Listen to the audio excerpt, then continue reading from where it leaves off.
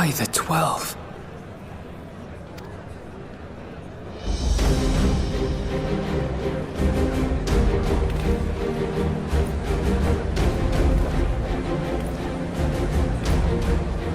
Glad you could join us. I hope you don't mind, but we went ahead and started without you. As you can imagine, our traveling companions were eager to become acquainted. 'Tis a rare thing indeed to see such a diverse and talented group of individuals assembled for a single purpose. We fight not only for the sake of Eorzea, but for the entire world, including the people of Garlemald. Much rides on the efforts of the Ilsabard contingent. Indeed, which is why I am glad to find myself in the company of many trusted comrades, yourselves included. Lucia! I have come at the behest of Lord Emmerich, who has honored me with the role of Ishgard's representative. And for the good of all nations, not least my former homeland, I am determined to see this mission through to its end. We have a hard road ahead of us, but walk it we shall, together.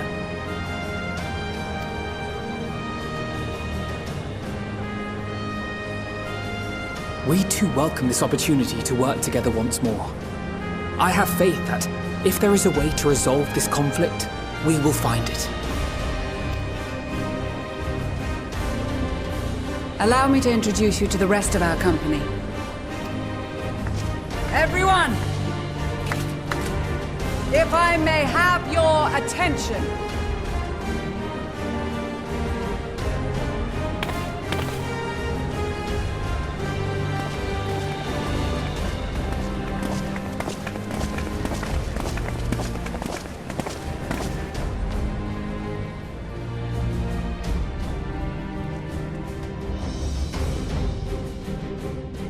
Might I ask you to speak first?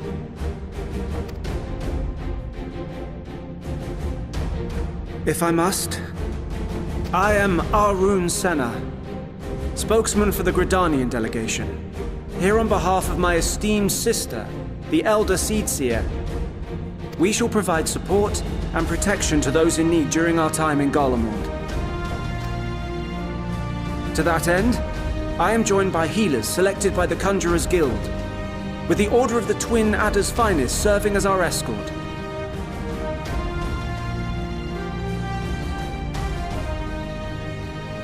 Of course, with an experienced white mage such as yourself accompanying us as well, those requiring more involved treatment will be in safe hands. Raya O sends her regards, by the way. Suppose I'd better say my piece. Wait, I know you. The name's Sicard, in case you've forgotten. Truth be told, I'd rather you had forgotten. Any road, the Admiral asked Captain Hilfear to send his best, and for whatever reason, he picked me. Of course, if I'd refused, I'd be the laughingstock of the bloody executioners, and my reputation's taken enough of a keyhauling as it is. But more importantly, like any pirate worth his salt, I know when you're staring down a storm, you gotta trust in the commander of your ship. So if the Admiral wants us to go to Garlemald, not for plunder and glory, but the promise of peace in our time, then that's what we'll do.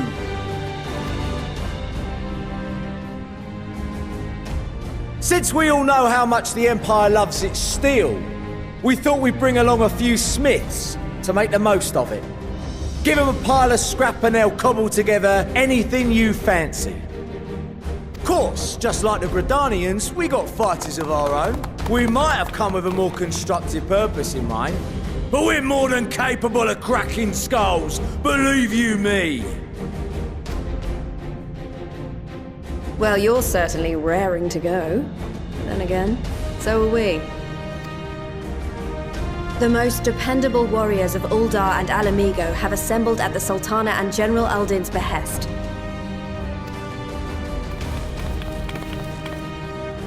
If Garlemald has truly fallen, then the whole place is likely to be crawling with Telophoroi. We'll need plenty of troops to clear and hold a path for others to follow. That's where we come in. Naturally, Marshal Tarapin and I will be leading from the front.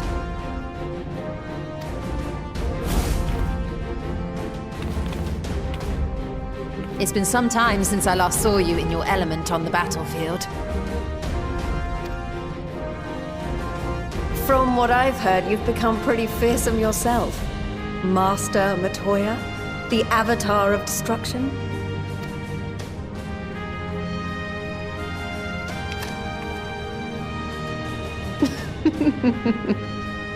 With comrades like these, I know we'll succeed, no matter what awaits us. And then we might finally get a chance to enjoy a good long rest. But until then, let's give it our all.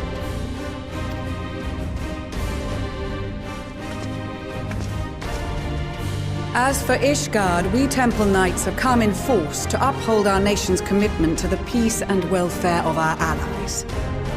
The bitter cold of Garlemald is a formidable enemy in of itself. Our experience fighting in ice and snow will prove invaluable in the days ahead. Accordingly, I have been designated commander of the Ilzabard contingent. I will do all in my power to provide you with the leadership and guidance you require. The four high houses, House Hylinart foremost among them, have arranged for a host of machinists to join us on our mission. Their knowledge of Imperial Magitech is sure to be a great boon. They will address any problems of a technical nature, together with the smiths of Limpsa Lomitsa. There is another awaiting introduction. Lord Emanolaine! Ah, yes. Emanolaine de Forton, at your service. Though, lest there be any misunderstanding, I should stress that I've not become a fearsome warrior while you were away. Rather, far from it, actually. My brother, in his infinite wisdom, decided this would be an excellent chance to make something of myself. Oh, and fight for world peace and all that. But, should the opportunity arise for a spot of ballroom dancing, I will be your twinkle-toed gentleman of light.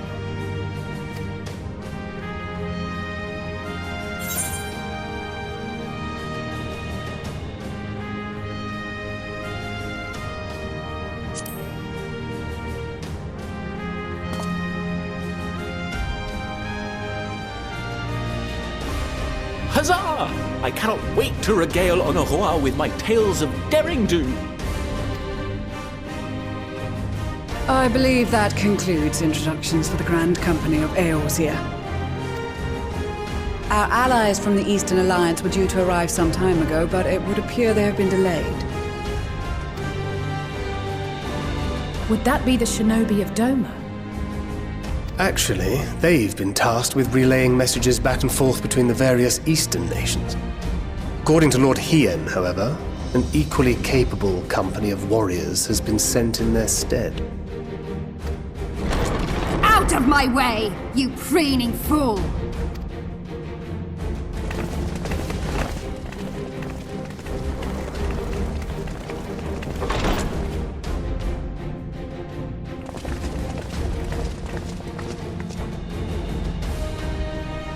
Forgive us for coming late. We are the delegates of the Eastern Alliance. Cyrena, and you've brought company. For battle and blood we come, as a step is sorely lacking in both. No towers befoul our lands, so we marched on those of Doma, only to find them beyond our reach.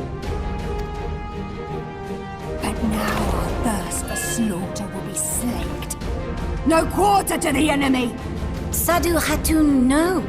We go to make peace with the Iron Men, not war. Warriors of the Steppe, we've heard many tales of your bravery. We welcome you as allies. And these other ones you have brought are...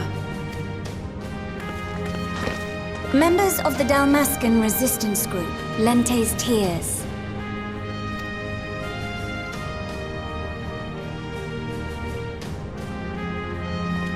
and the Bosnian resistance. Between them, they have a wealth of experience in espionage, and are particularly adept at infiltrating Imperial facilities, which is fortuitous, since Garlemald's domain is so vast that I could never hope to handle reconnaissance duties all by myself. Dalmasca, Bosnia, Alamigo. All lands which have suffered the tyranny of the Empire. I would never presume to question your motives. Nevertheless, I must reiterate that our goal is to aid the victims of the Telophoroi, the common folk of Garlemald. And they are victims, make no mistake.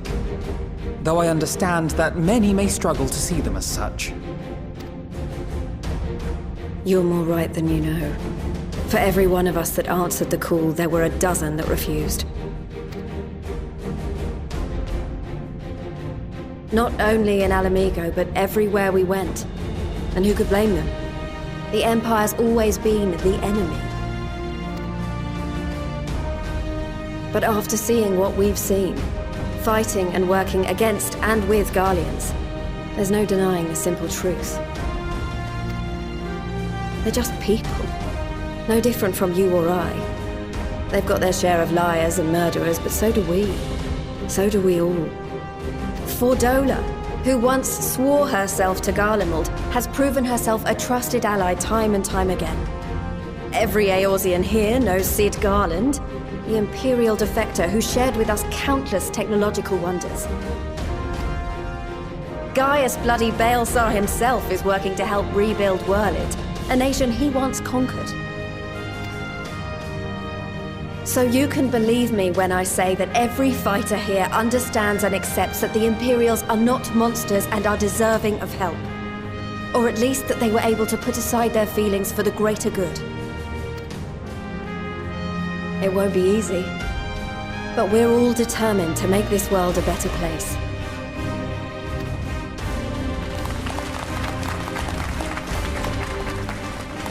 What lingering concerns I may have had were clearly unwarranted. I agree with everything you said wholeheartedly.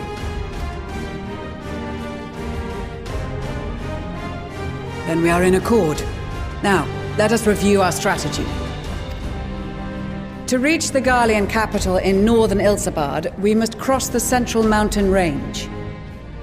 Fortunately, Garlond Ironworks can provide aerial transport, sparing us this most treacherous part of our journey. However, attempting to fly any closer to Garlemald would attract the attention of the Telophoroi. As they appear to have seized control of the majority of the Imperial military, we must assume that includes its fleet. In addition, Garlemald possesses devices that can interfere with airship navigational systems, further discouraging an airborne approach. Given the circumstances, the closest we dare deploy our contingent is an area between the range and the capital, the Magna Glaciers. From there, we must travel the rest of the way on foot. We will also need to bring the airships with us to ensure we can withdraw with haste. Although much of the terrain will be blanketed in snow, we should be able to make use of local roads and shipping facilities. The vast ice field will afford us an unobstructed view of the surrounding area. On the other hand, it will also allow others to easily spot us. So, it is imperative that we only make camp in positions where we can easily defend ourselves. And the airships, which must be kept safe at all costs. We cannot account for every possibility, so we must be prepared to think on our feet. We will be tested. Sorely tested, I expect. But for our homes and for our people, and a people not our own but in need, we will succeed. Spare no effort in your preparations. Once we depart, there is no turning back.